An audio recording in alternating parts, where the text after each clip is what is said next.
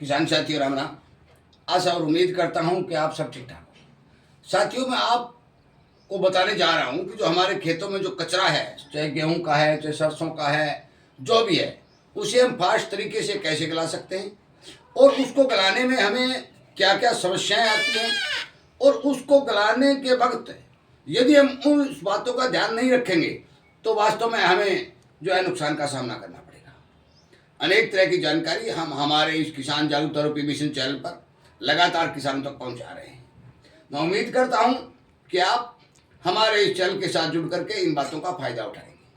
मेरे पास कल भी फोन आ रहे थे, ताऊ जी सरसों की तूड़ी खेत में डाल दें क्या, गेहूं का भूसा चला रला दें कि हाँ, ये सब कुछ यदि आप जमीन में चलाओगे, उसके अंदर मिला दोगे तो आपको 100% फायदा होगा। परंतु उसका फायदा कैसे ले सकते हैं, वो विचार करने वाली बात है। इसलिए आप सुनिए कि इस कचरा को गलाने के लिए हमें करना क्या चाहिए। साथियों, सबसे पहले मैं बता दे रहा हूँ, कचरा जो हमारे खेतों में होता है उसको गलाने के लिए हमें क्या करना चाहिए। इस कचरे की फॉर्म को समझना जरूरी है। समझना जरूरी कैसे है कि जो हमारे खेत में कचरा होता है उसको गलाने में जो बैक्टीरिया काम करते हैं, उसको खाते हैं और उसको खाद में तब्दील करते हैं, तो उसका अनुपात क्या होता है। साथियों, हमारे खेत में 80 किलो यदि कचरा पड़ा है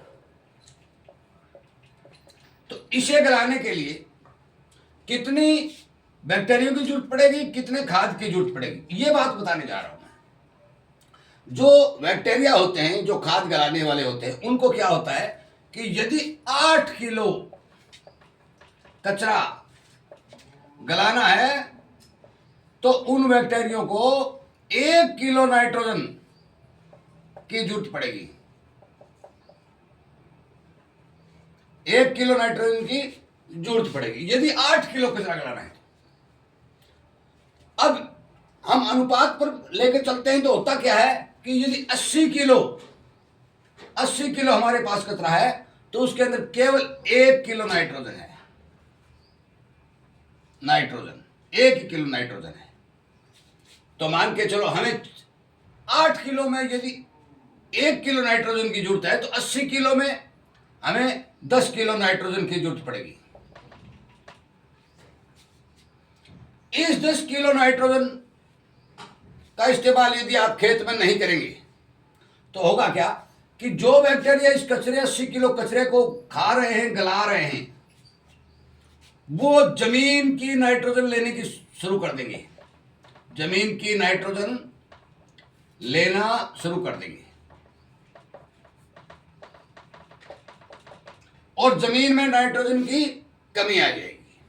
जब कमी आ जाएगी, आप अपने खेत में बीज बोएंगे तो उस बीज को प्रॉपर तरीके से नाइट्रोजन नहीं मिल पाएगी तो होगा क्या कि फसल कमजोर रहेगी।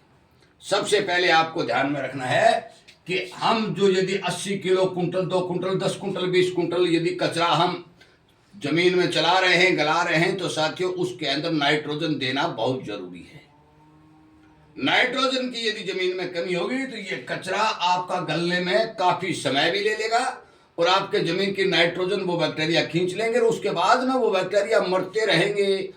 उन बैक्टीरिया को दूसरे बैक्टीरिया खाते रहेंगे। धीरे धीरे वो दोबारा से नाइट्रोजन रिलीज होकर के आपकी फसल को मिलेगी। लंबा समय लगेगा। परंतु किसान के सामने एक समस्या और भी आ रही है कि खाद नहीं है, क्या करे, यूरिया नहीं है। यूरिया हो तो 1 एकड़ के अंदर या फिर 1 हेक्टेयर के अंदर, 1 हेक्टेयर की बात करते हैं, 1 हेक्टेयर के अंदर यदि आप कम से कम 1 कट्टा, 1 हेक्टेयर के अंदर 1 कट्टा, 1 हेक्टेयर में 2.5 एकड़ होते हैं साथियों। ये ध्यान रखने वाली बात है। हेक्टेयर पूरे भारत में मापा जाता है, तब बता रहा हूं मैं। राजस्थान में बीघा भी है, हरियाणा में एकड़ भी है।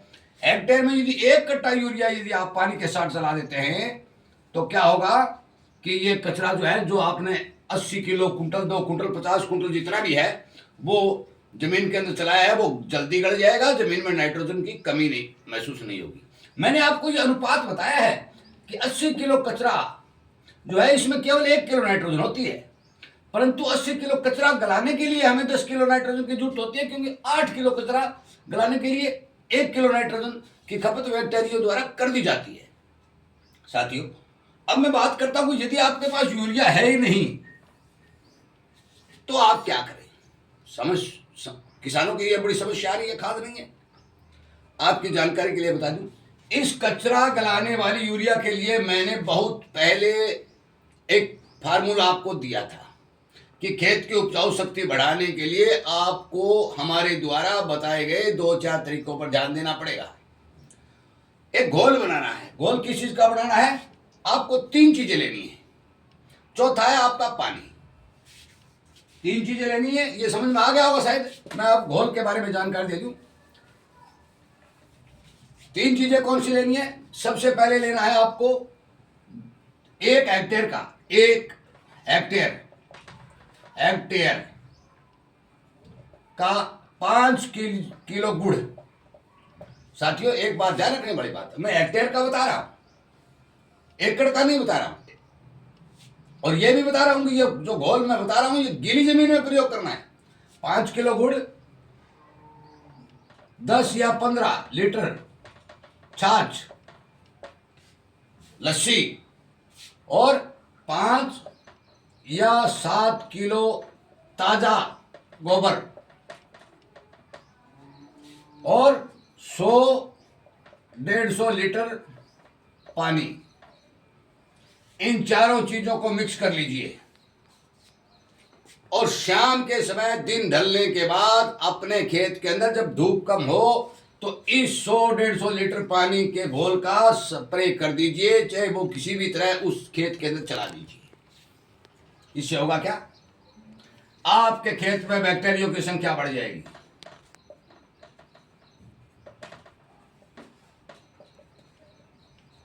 और जब ये संख्या बढ़ेगी तो ये बैक्टीरिया फास्ट तरीके से काम करना शुरू कर देंगे। और फास्ट तरीके से काम करना शुरू कर देंगे तो कचरे को जल्दी से जल्दी खा करके, जमीन से नाइट्रोजन खींच करके, जो जैसे भी करके आपको दोबारा से जल्दी जो है नाइट्रोजन उपलब्ध करवाने का काम करेंगे। समय बच जाएगा। यदि इस घोल का इस्तेमाल आप नहीं करते हैं, यूरिया यानी नाइट्रोजन भी नहीं डालते हैं, तो होगा क्या कि ये कचरा लंबे समय तक जमीन में पड़ा रहेगा, धीरे धीरे गलता रहेगा, अगली फसलों तक ये प्रयोग में लाने का काम करेगा और समय निकलता जाएगा, फसलें कमजोर रहेंगी। एक साथी और बता दूं, कुछ किसान भाई हमारी गोबर की खाद डालते हैं, रिजल्ट नहीं आता है।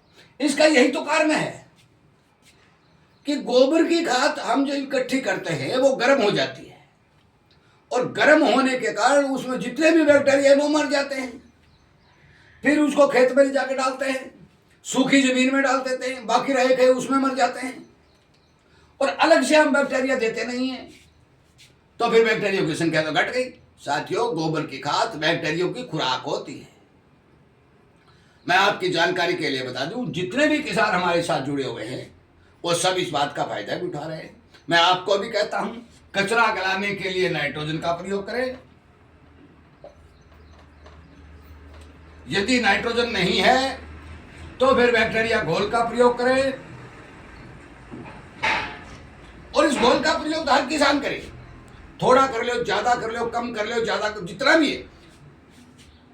गुड़, गोबर, गुड़, छाछ, गोबर और पानी, इन चारों चीजों को मिलाकर के हर किसान यदि इस घोल का प्रयोग शाम को दिन ढलने के बाद, धूप कम होने के बाद करेगा तो मैं आपको विश्वास के साथ कहता हूं कि आपकी जमीन की उपजाऊ शक्ति बढ़ेगी। आपको इस बैक्टीरिया घोल में 1000 प्रकार के बैक्टीरिया होते हैं। आपको पीएसबी वाले भी मिलेंगे, एक्जोबैक्टर भी वाले मिलेंगे, पोटास वाले भी मिलेंगे, सल्फर वाले भी मिलेंगे। जितने भी आपके खेत के अंदर खादें जो पड़ी है, मैंने एक वीडियो पहले भी बनाया है, उन खातों को रिलीज करके पौधों तक पहुंचाने के वाले बैक्टीरिया इनमें मिलेंगे। और एक मैंने वीडियो पिछले साल बनाया भी था कि किसान के घर में बैक्टीरिया की फैक्ट्री होती है और उस फैक्ट्री को खेत में ले जाके डाल दो। जब आप दुकानों पर जाओगे, एक बोतल आएगी, एक बोतल आ गई, सीलबंद बोतल है। इस बोतल को यदि 30 डिग्री तापमान में रखा जाता है तो होगा क्या? ये बैक्टीरिया मर जाएंगे, आपको 500 रुपए का चप्पल लग जाएगा। और हमारे भारत में ऐसी कोई संस्था नहीं है कि जहां इनको लैब के अंदर सही तापमान पर रखा जाए। फिर आप बाजार से बैक्टीरिया खरीदने की जरूरत क्यों रखते हो? जब आपके घर में बैक्टीरिया की फैक्ट्री है तो उसको खेत में डाल दो। साथियों, मैं बता देना चाहता हूँ, इन छोटी छोटी बातों पर ध्यान करोगे तो आपको बचत होगी, आपका फायदा होगा, और आपके खेत की उपजाऊ शक्ति भी बढ़ेगी, और आपके खेत का कचरा भी गलेगा। इस अनुपात को समझिए जो मैं पहले बता चुका हूं।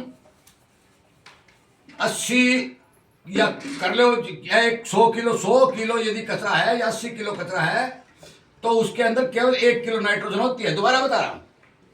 और इस कचरे को गलने के लिए अनुपात जो होता है वो केवल 8 किलो कचरे के अंदर 1 किलो नाइट्रोजन चाहिए।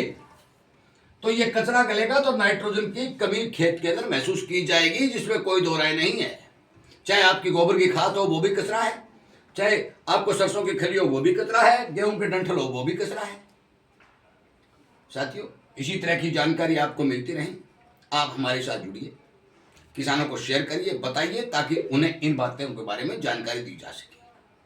आपको यदि ये जानकारी ठीक लग रही है तो जो जो आगे समय आएगा, चाहे मूंग का है, मोट का है, कपास का है, बीमारी रोकने का है, अनेक तौर तरीके आपको वीडियो के माध्यम से हमारे इस किसान जागरूकता मिशन चैनल पर मिलेंगे, और आप यदि इन पर गौर करेंगे तो आपका बड़ा फायदा होगा। इस विश्वास के साथ इस वीडियो को विराम देता हूं। उम्मीद करता हूं कि जरूर आप इस पर विचार करेंगे। जय हिंद।